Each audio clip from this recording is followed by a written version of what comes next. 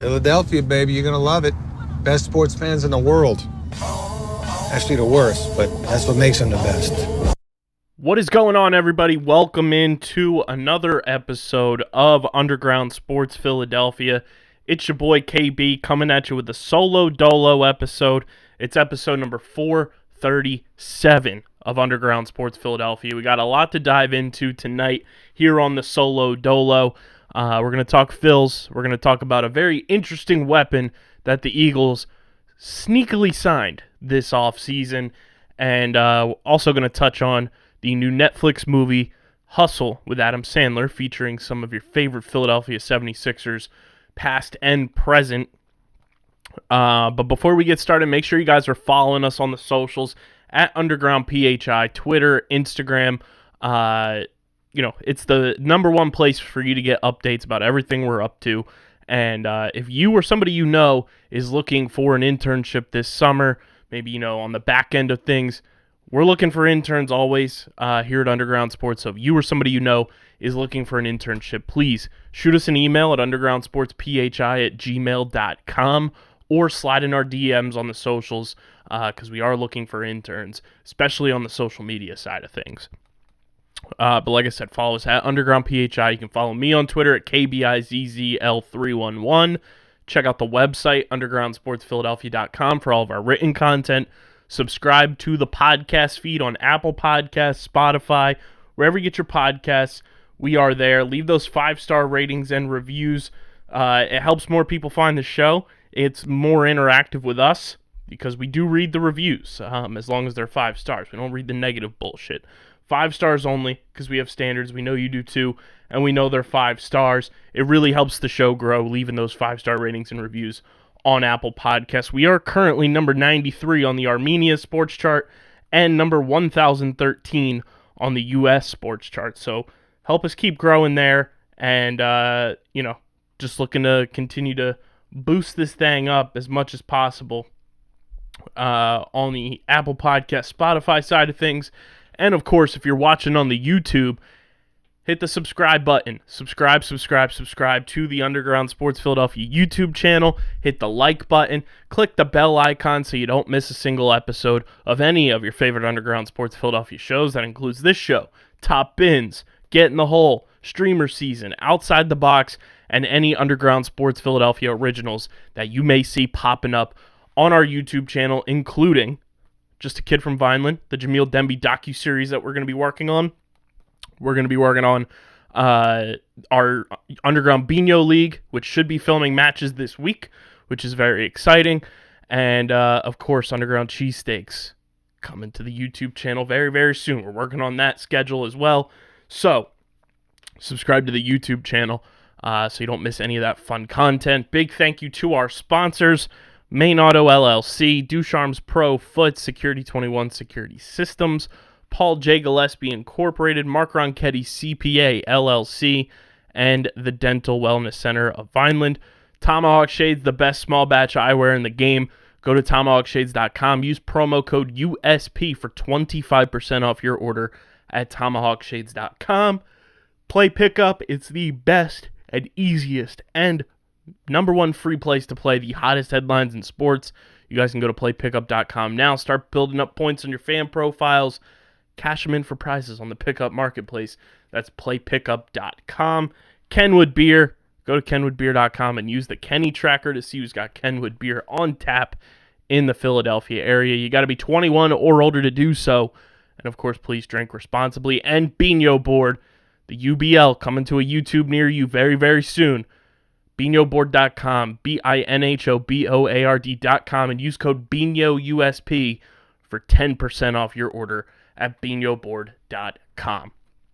Well, since the last time we talked, the Phillies have won some games, and unfortunately, on Sunday afternoon, they lost their first game in the Rob Thompson era to the Diamondbacks in just miserable fashion, 13-1. All good things come to an end, And as much as the Phillies have disappointed us in the past, this game did not really bother me whatsoever. They won the series. That was an important thing to me. They took 2 out of 3 from the Diamondbacks. They just won 9 in a row, and I saw people on the timeline bitching, moaning, and complaining like, what are we doing? Like, they were going to lose games. It's not like they were going to go undefeated for the rest of the season.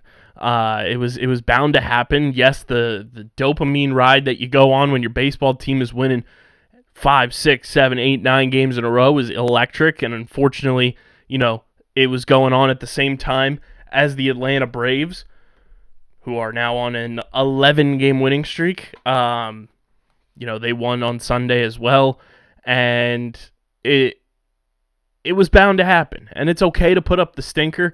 The big thing is, though, you have the Marlins coming to town, who the Phillies notoriously, we've talked about it a ton on this show. I'm going to pull it up here. The Phillies versus the Marlins record all time. Which I'm fascinated. I should just bookmark this page, in all honesty, because it is something I visit often and frequently. This year, the Phillies are 1-3 against the Marlins, as we're all down in Miami. And when the Phillies are at home, they have a 147-93 record against the Marlins. When they're down in Miami, they have a 115-132 record against the Marlins.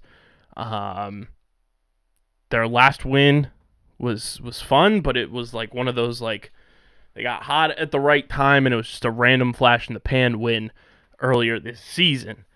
They went 9-10 against the Marlins in 2021. They have not had a winning record against the Marlins since 2018, and they have not won more than 11 games against the Marlins since 2013. Now, I have my running record on Twitter, keeping track of the Phillies' record against the Marlins this season, and I haven't been able to update it in quite some time because we haven't played them. But this is the thing that is more important to me, and I saw this a lot on Twitter as well today as I was scrolling the timeline after the game.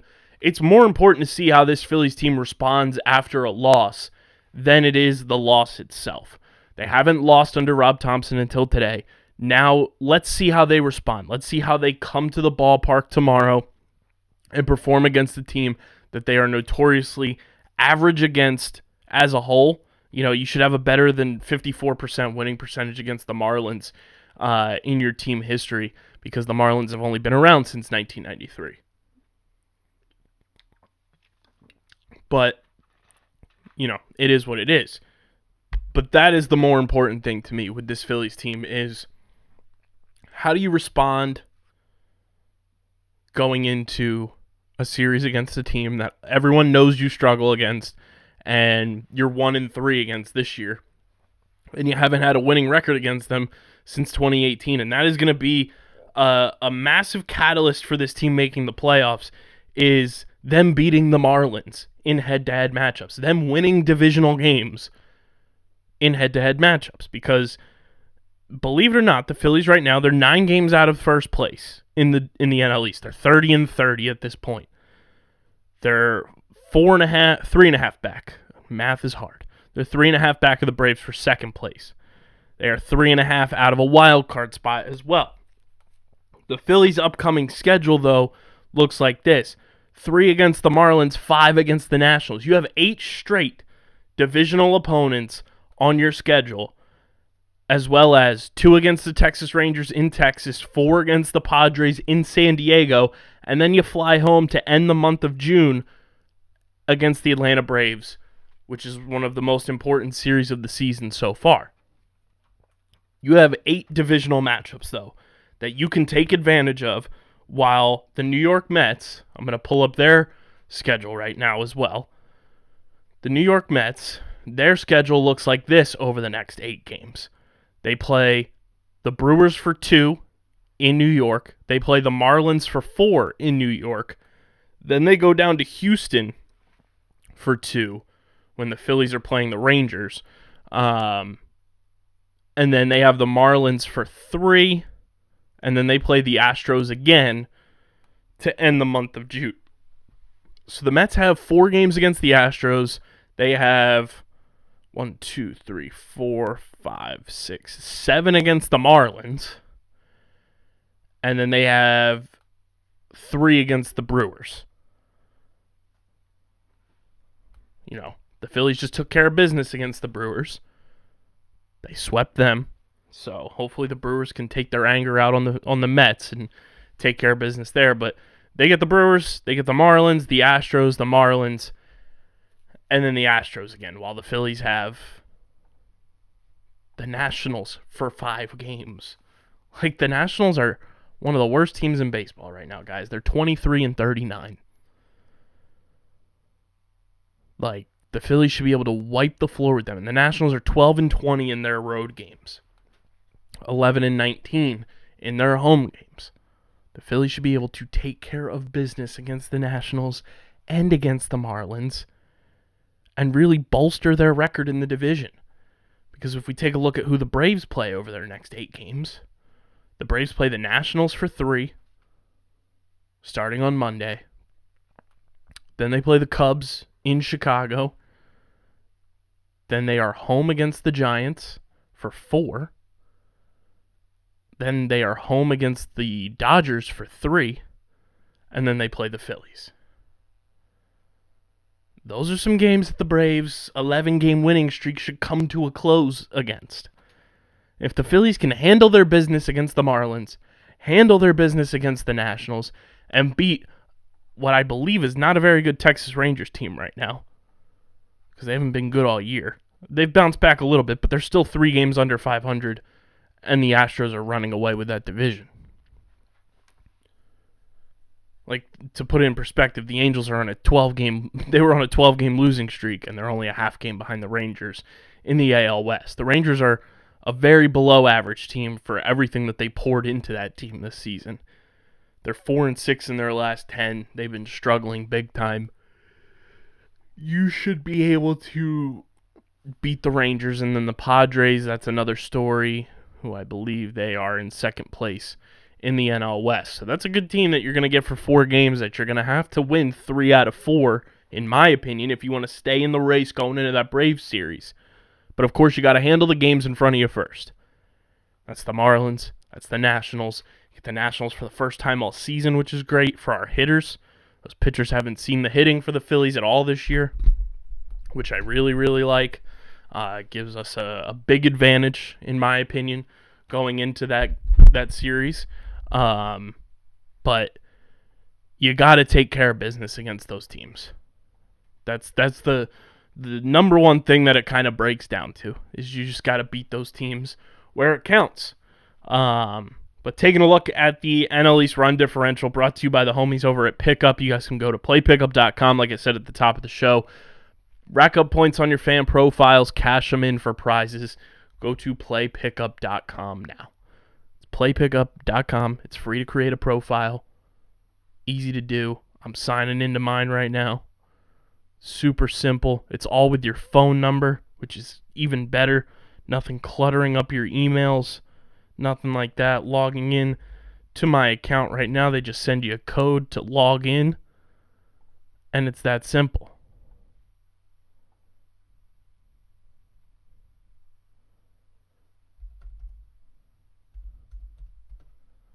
Bang. In my account right now.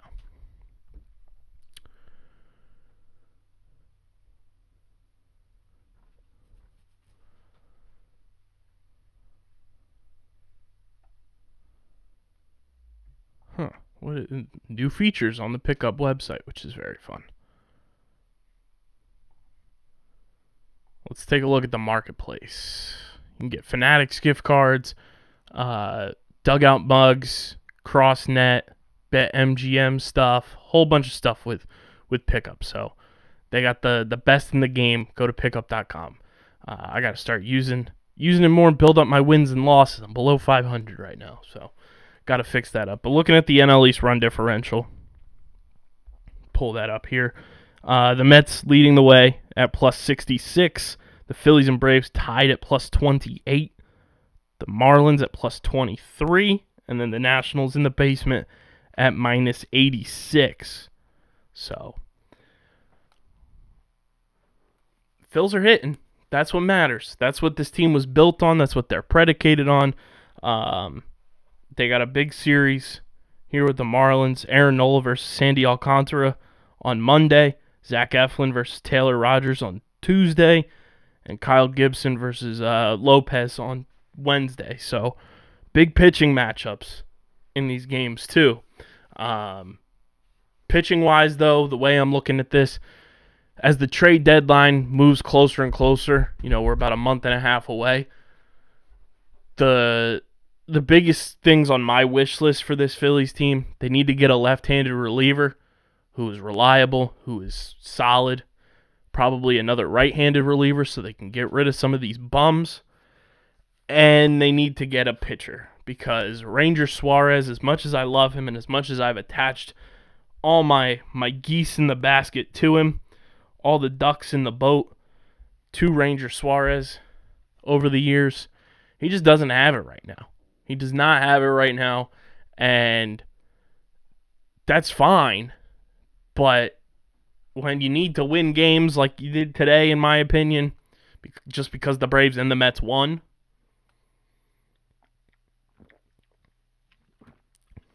you can't have your starting pitcher going 4 1/3. You can't have 13 or 11 walks by your pitching staff in a game that tied a major league record for this season for most walks in a game. It's just inexcusable. Can't happen. And right now, the Phillies have 4 starting pitchers.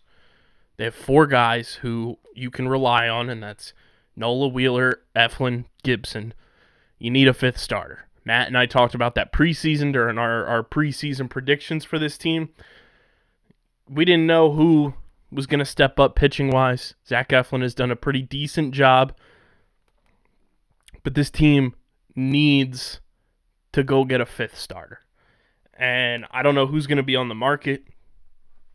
Looks like Noah Syndergaard might be more available than we expected to before this Angels, losing streak. So maybe they go get Noah Syndergaard. You look at some of these other struggling teams in baseball. Let's see some of these teams that are just really, really bad. You look at the Nationals maybe. Look at their roster. We'll look at the Reds, who are really bad, who really want to just shed salary, payroll and everything. We'll look at the Rockies. And then in the American League, it's not really like there's anybody there per se. Maybe the Mariners.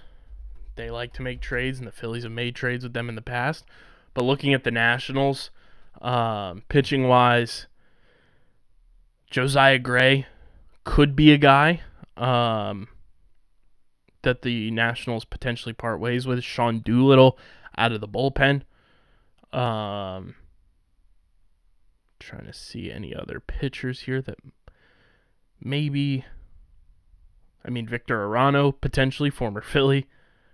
Carl Edwards Jr. So there's some potential fits there. I don't know if the Phillies make a deal with an in-division rival like that, but that remains to be seen.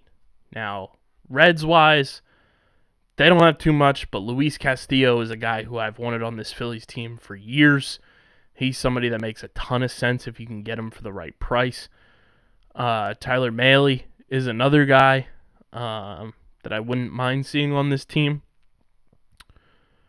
Luis Cessa, potentially. I do want to see Luis Castillo's numbers because I know he hasn't been that great this year. The Rockies, you got Kyle Freeland, who I think they just signed to an extension, though, so I doubt they're going to move him. Antonio Senzatella, Herman Marquez, Alex Colomé.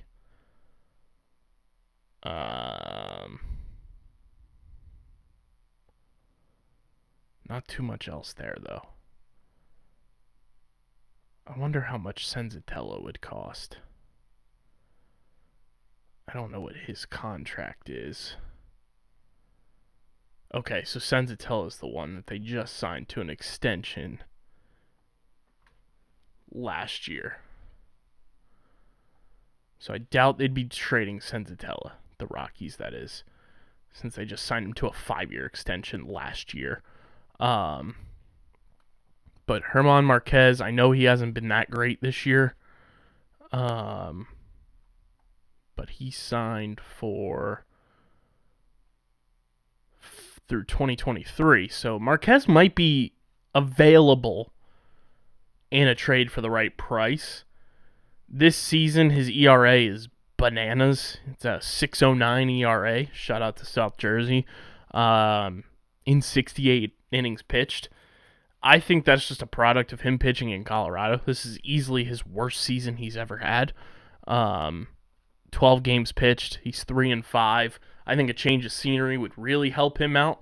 If you can get Herman Marquez for the right price, I would do it, especially with his value being a little bit lower than what it has been in years past. The Mariners, I mean, if they can get Logan Gilbert, sign me up. That dude's a beast. Chris Flexen is potentially a guy that you could be able to get. Marco Gonzalez is another guy. Sergio Romo is another guy. George Kirby.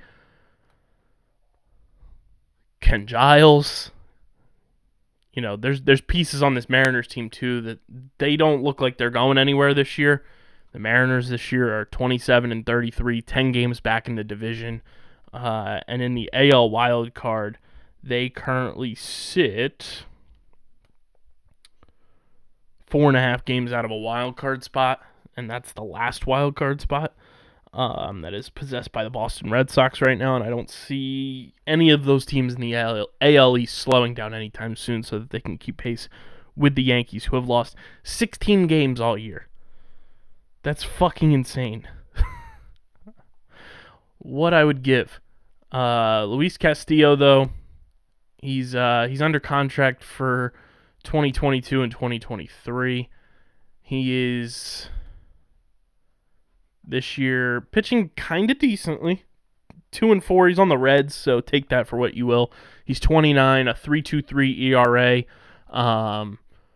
I would take him, or I would take Herman Marquez in a heartbeat. Potentially Josiah Gray, depending on if the Nationals would part ways with him, which I doubt they would. He's very, very young and very, very controllable for them.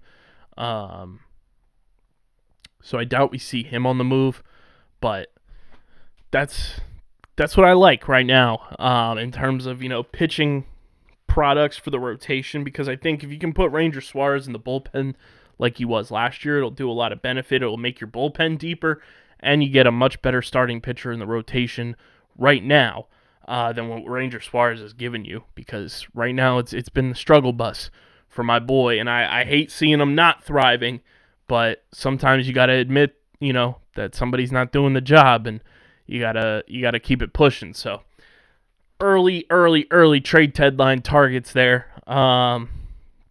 So we'll see what happens with the Phils heading into this Marlins series and going into that big national series for 5 games starting on Thursday. I believe that one starts. So big weekend for the Phils, and hopefully they walk away, at minimum 7-1. At the very, very worst, 6-2. But you need to win like 7, if not all 8 of those games against the Marlins and the Nationals to just really keep your pace in the division and keep your pace in the wild card and not really lose any ground to the Braves and the Mets. Speaking of not losing ground, though, Devin Allen, my God, the dude has speed. Devin Allen is a track and field superstar from the University of Oregon. He's a 2016 and 2020 Olympian, former Oregon wide receiver and track athlete. He's an NCAA and U.S. champ in the 110-meter hurdles, and he's also a member of your Philadelphia Eagles. That's right. Devin Allen is part of the Philadelphia Eagles, and he ran the 3rd fastest time ever in the 110-meter hurdles on Sunday, a 12.84 110-meter hurdles. That is the 3rd fastest time in world history. The world record is 12.8. 12.80. He ran a 12.84. Dusted the competition, the third fastest time ever in the history of the world, and he's on the Philadelphia Eagles. And for that simple fact, seeing the speed that he has, being able to hurdle, juke around, granted, there's standing still hurdles. I need Devin Allen returning kicks and punts for the Eagles. He needs to make this roster simply because of his speed. The Eagles have not had a legit return game on special teams since Darren Sproles retired and was like in the twilight prime of his career. That is such an important facet of the NFL to have a weapon like that back there, that if the Eagles can sneak him onto the roster, make him like the fifth receiver. It's not like he doesn't have receiving track record either, no pun intended. He played wide receiver at Oregon, and I think if you can get him on this roster as the fifth wide receiver, which will be A.J. Brown, Devontae Smith, Quez Watkins, Greg Ward, and then Devin Allen, by Jalen Reagor, there's no need for anybody else, and he can return kicks, he can return punts, which Jalen Reagor struggled with in his NFL career. And I want to see this guy return kicks and punts in the NFL. As a former special teamer myself, granted it was for 1 year, but I am part of that for the brand crew. I think it would do the Eagles a huge service to have this guy kick returning, punt returning, or both. Because that speed does not come around all the time. And to have that on an NFL roster is stupid. That's DK Metcalf speed in the hurdles. DK's doing that in, just straight running. 100-meter dash, that type of stuff. Devin Allen's doing that in the hurdles, 12.84. That's crazy. I need him returning kicks and punts for the Eagles in 2022. So Nick Sirianni, if you're somehow listening to this, Devin Allen needs to be part of this special teams unit, and there's no ifs, ands, or buts about it. That type of game-breaking speed, if he gets in the open field, he's gone. Nobody's touching him. I don't care who it is. Maybe it's DK Metcalf. But is DK Metcalf going to be out there making tackles on kick and punt returns? I don't think so. The Seahawks ain't going to be risking that. And the Eagles don't even play the Seahawks this year. So they need to find a way to get him on this roster. Make sure that he is ready to go. Because, my goodness, he is a weapon that needs to be utilized on this team. He could be electric on offense, too. Imagine Jalen Hurts finding him on a 9 route, down the middle, boom, hitting him right in the breadbasket over the top, beating the safeties. Good grief, nobody's touching him. I don't even know if Tyreek Hill is touching him. That's unbelievable speed that needs to be utilized full-blown by this Eagles team, because that is a weapon they have not had since 2016 Darren Sproles, which is a long, long time. That's been going on 6 years, 7 years of not having game-breaking special team speed on your kick and punt returns. Which, you look at the teams that have guys who can return kicks and return punts and get you in good field position and set you up, because everybody's complaining about Jalen Hurts' arm strength and, all that kind of stuff. If you have better field position, you don't have to worry about that. If the Eagles are in much better field position to start off drives, you're not worrying about Jalen Hurts' arm getting you out of, having to go down the field 80 yards, 75, 80, 70 yards. He sets you up, you're only going 50, 45, 40 yards. Devin Allen could change the trajectory of this Eagles team simply based off of field position. And that's a take I'm willing to take to the grave. I'm willing to die on that hill. I think Devin Allen has the skill set, the speed set, and just the ability to really change the way that this Eagles team can perform this year. I think it will help Jalen Hurts. I think it will help this wide receiver core. And obviously it's going to help the special teams unit, because, my goodness, That type of speed is insane. Insane. Devin Allen, if you want to come on the podcast too, full invite, ready to rock and roll. Don't have any Sixer stuff in terms of the actual team. We'll wait for Wednesday as Matt is still in Vecna mode, tapping in to who the guy is going to be for us this year, which we have tapped in a number of times and found the guy. Which two of those guys, Tyrese Maxey is definitely one of our guys, and Matisse Thybulle was the guy that we predicted when he was drafted.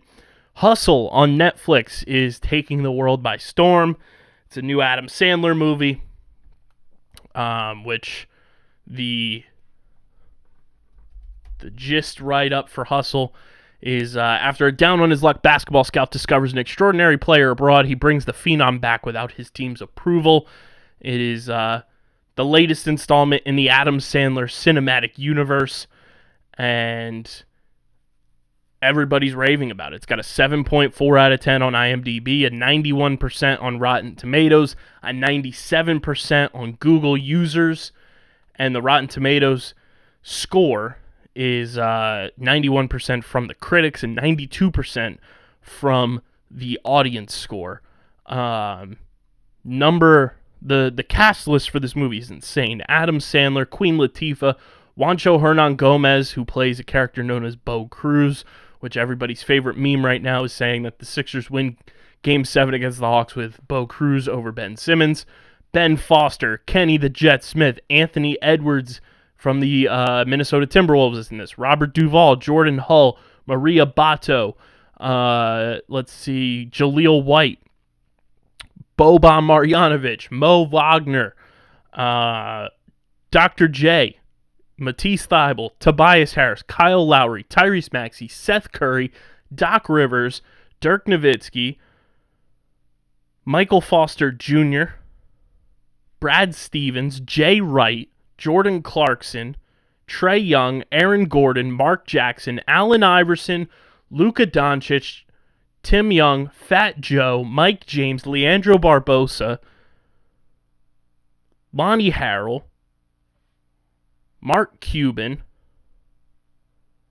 Emeka Okafor, Mo Cheeks, Pat Croce, Aaron McKee, Chris Middleton, Dan Patrick, Freeway, Charles Barkley, Shaquille O'Neal, Ernie Johnson, so you know the TNT crew is up in this thing, Willie Hernan Gomez, Jose Calderon,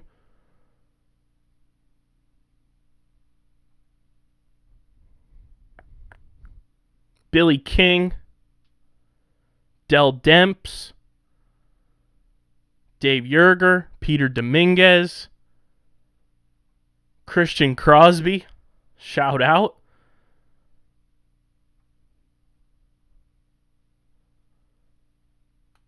Let's see. Anybody else that I recognize name-wise here?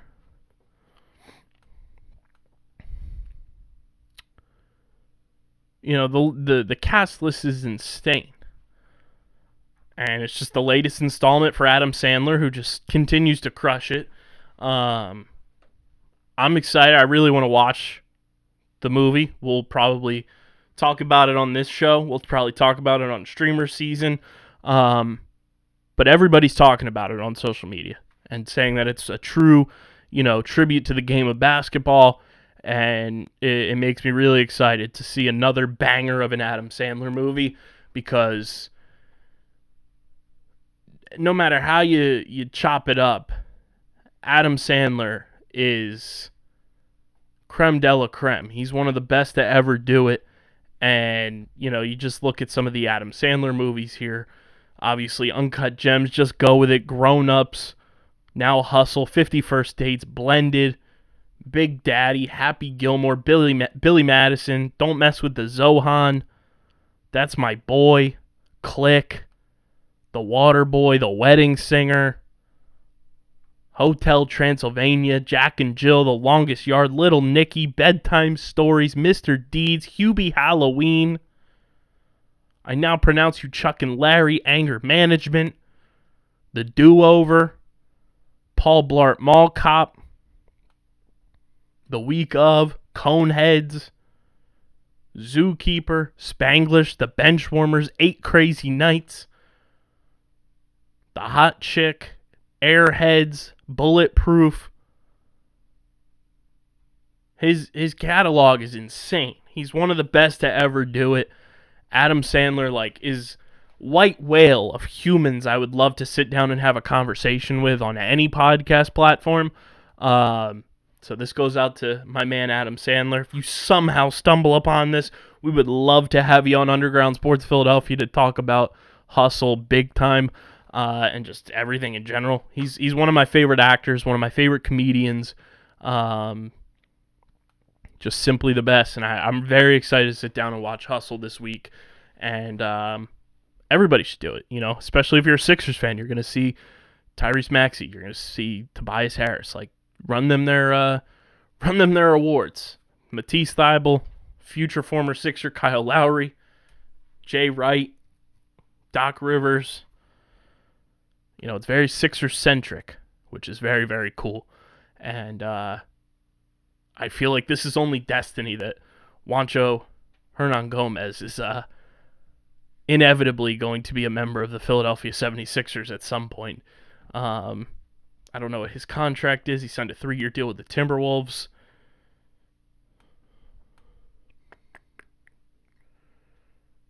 I'm going to pull up his basketball reference page. I think he's with the Jazz now, though. Yeah, he's been with the Jazz since this year. Man, he's been with a ton of teams in 2021 and 22. He was with Boston, San Antonio, and then Utah. That's crazy. Let's see.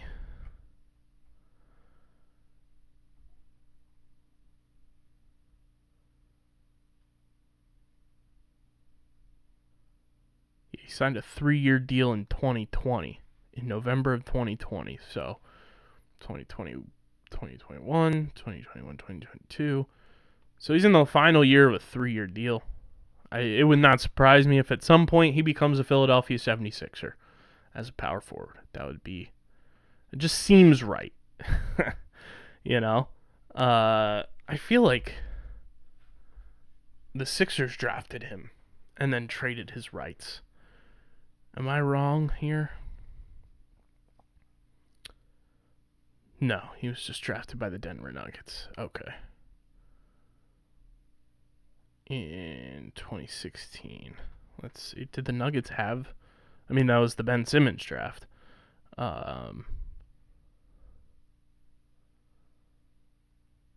got that pick from Houston. Interesting. That's a Daryl Morey connect. I would love Juancho Hernangomez on this team, simply to fulfill the canonical Adam Sandler Hustle universe.